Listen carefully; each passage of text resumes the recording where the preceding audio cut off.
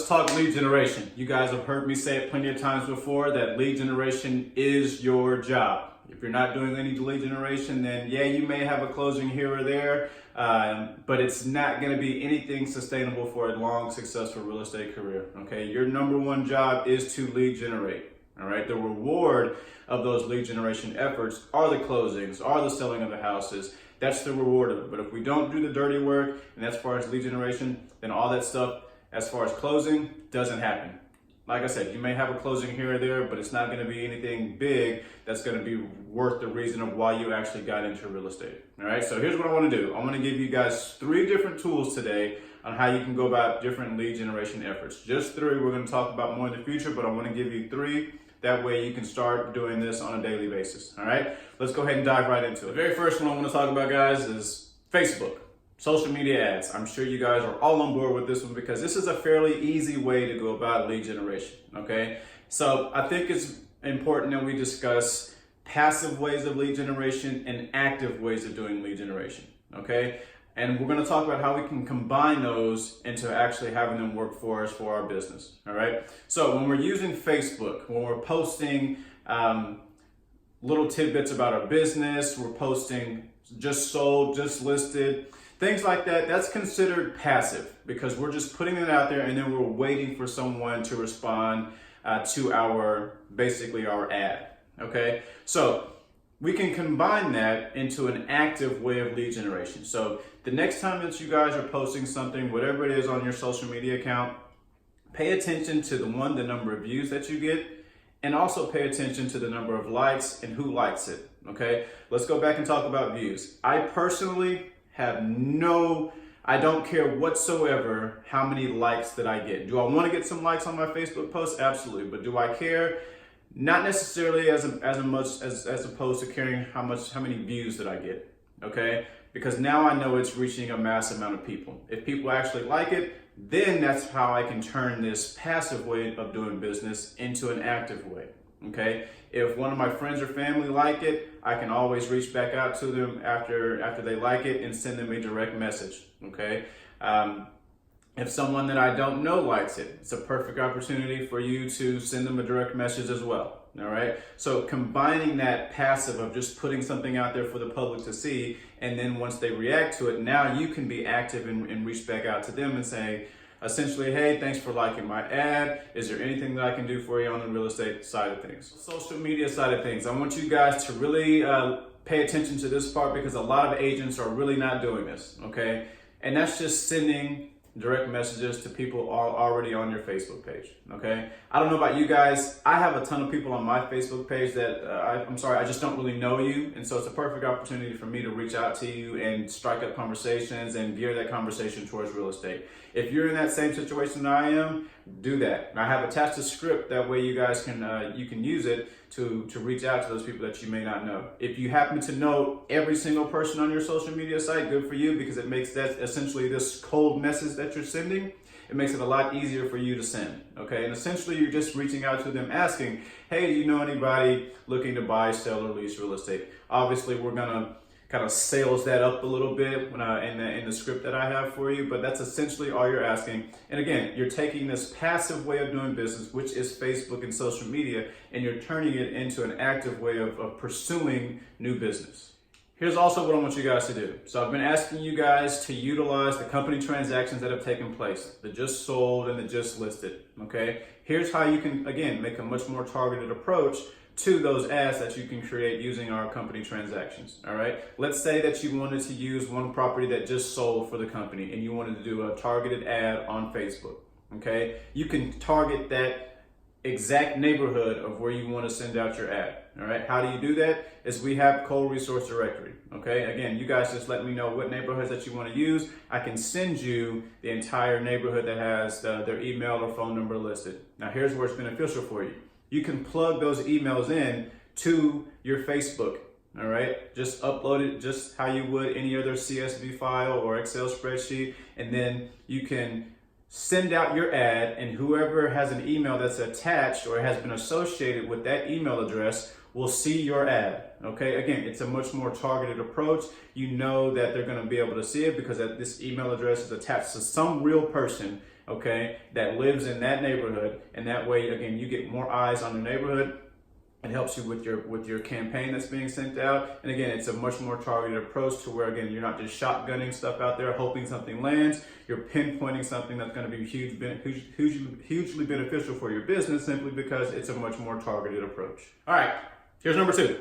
The second thing that you guys can use as far as lead generation is just simply tapping into your database, your sphere of influence. Now, what is your sphere of influence? Those are the people that are your friends and family, or even if you've had some past transactions and you enjoyed working with those people and you want to continue building a relationship with those people, that is your sphere of influence, okay? If you haven't done this step already, which is call your sphere of influence up and invite each of them to coffee to explain how you're running your business and how you're looking to grow your business, do that, okay? It's a very simple conversation. Hey, will you meet me for coffee? I want to make sure that you understand how you can help me grow my business, all right? And that's where you can explain to them how you're looking to grow.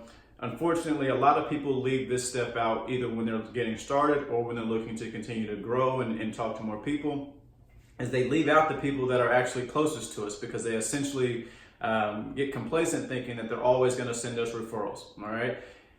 We have to continue coaching our sphere of influence, our friends and family. We have to continue coaching them on a weekly, a monthly, a daily basis to make sure that we stay top of mind. So if anything real estate comes up, they think of us as a brokerage and they think of you as their agent. All right, so make sure that you sit down with each one of them, explain how you can run, how they can help you grow your business, give them a stack of your business cards and tell them, hey, if you hear anybody talking about real estate, give them my business card. I'd be thrilled to help them.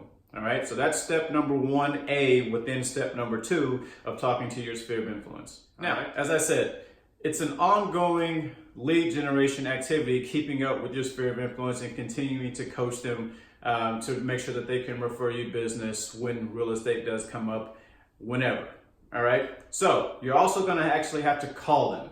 All right, so what I would recommend doing is maybe calling them every other week, at least once a month, and you're essentially just checking in on them. You don't even have to really bring up real estate right away, okay? It's a relaxed conversation. Hey, just want to check in. How's everything going? You can check on the dog, you can check on the kids, but always end with, oh, by the way, I am never too busy for a referral, okay? Again, you're checking in on them as just a human element of who we are, all right? We're human, but we're also in real estate, but however, we need to show that we actually care, and we really do care about our clients and our friends and family, all right? So you're calling to check in on them, and then when that conversation is wrapping up, you can always end with, oh, by the way, I'm never too busy for a referral. And then you can always tack this on. Who do you know that may be looking to buy, sell, or lease? All right. Again, you're checking in on them, and then you're also making it a business investment as well to make sure that you stay top of mind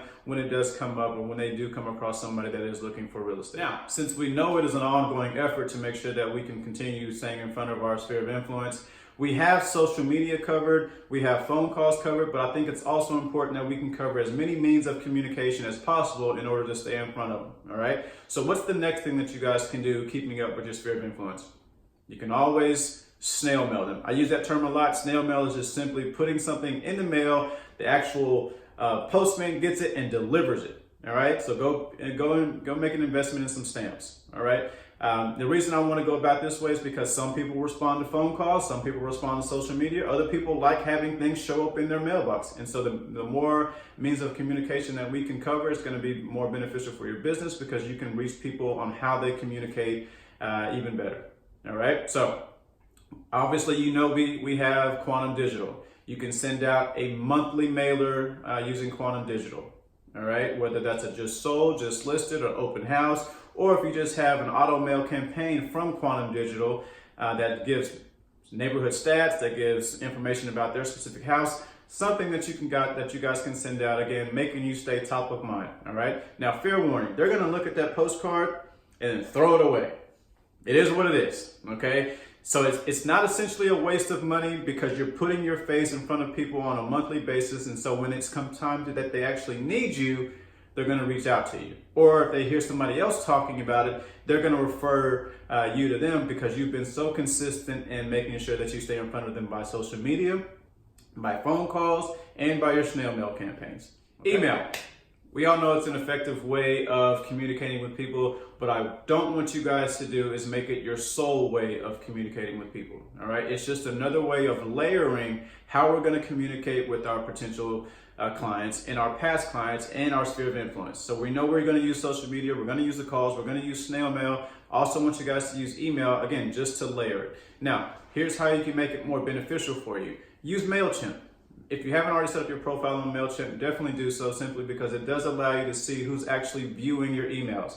And if you can see people that are consistently opening up your emails, now you can, again, make a much more targeted approach towards those people to reach out to them and turn that active way of sending out emails into a passive way of sending out emails to an active way of approaching somebody that actually opens it and making it a much more targeted approach for that person. All right, so definitely utilize emails. Don't use it as your only way of communicating, but use it as an effective tool for you to reach a mass amount of people. All right, finally, the last thing that I want you guys to do is just simply meet up with your friends and family, okay, and your sphere of influence. Now, it's a little different than what I previously said. If you guys remember, the very first thing I said is I want you guys to meet up with your friends and family, if you haven't done so already, to explain to them how you're doing your business. So you've done that. So this is a different type of meetup. I want you guys to just show the human element that you have outside of real estate. You can put on different events like photos with Santa, Easter egg hunt, Halloween pumpkin carving contest, where you can involve, your friends and family and your sphere of influence, and real estate's organically going to come up out of that. Simply because you've already done the snail mail campaigns, you've already sent out your emails, you've already made your calls, you've already done your Facebook social media ads. And so all that stuff is going to layer on top of each other. So now you are seen as the real estate expert, but now you're doing something that can involve other people, that gets the family involved, and it's fun. And now you get to be seen as the person that is involved in the community and can help people out on that end as well. All right, so definitely use those type of meetups to your advantage, simply because it erases the salesy aspect, which I know you guys have always had in the back of your mind, is that you don't want to come off too salesy. It erases that and now you're seen as just the person that likes to do these type of events for your friends and family. And finally, number 3, all right, this is for me one of the most fun things to do, because we all got into this business to set our own schedule and to not have to clock in and have one of those true 9-to-5s.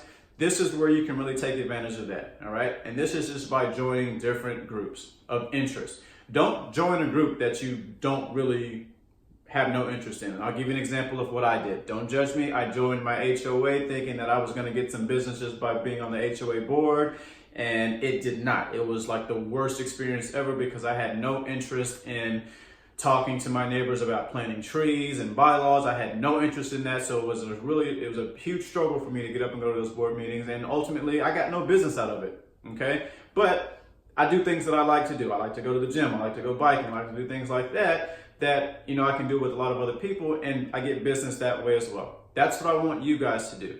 Join different groups of interest that you like. If you like hiking, join a hiking group, or better yet, start a hiking group. Okay, and that way you can start being the point of contact. And again, real estate's organically going to come up because you're going to have these conversations. Oh, what do you do? And they're going to ask you in return, what do you do? And that's where you tell them or inform them about your real estate career. All right. So this is the fun part of real estate that people don't really get to enjoy, because they're stressing out about getting more business because they haven't done the things that we talked about before. They haven't reached out to their sphere of influence and consistently stayed in front of them. They haven't run social media ads and made a much more targeted approach. And they haven't sent out those emails through MailChimp and did different type of events for the neighborhood or for the community. They haven't done all that, so they stress. But if you layer all this stuff on top of each other, you're constantly and consistently touching people from past transactions or your sphere of influence, business will be good for you. All right. And these are just 3 things that we can do. We're going to do a part 2 of this, of more things that you guys can do. I'm pretty sure you're not going to like some of them, because one of it involves cold calling, but these are the fun things that you guys can do that's still considered work, because you're getting in front of people that's going to be beneficial for your business. All right. So those are the top 3 things that I put together. I hope that was beneficial for you. Feel free to reach out if any questions come up, and I'll also attach that script to this as well. All right.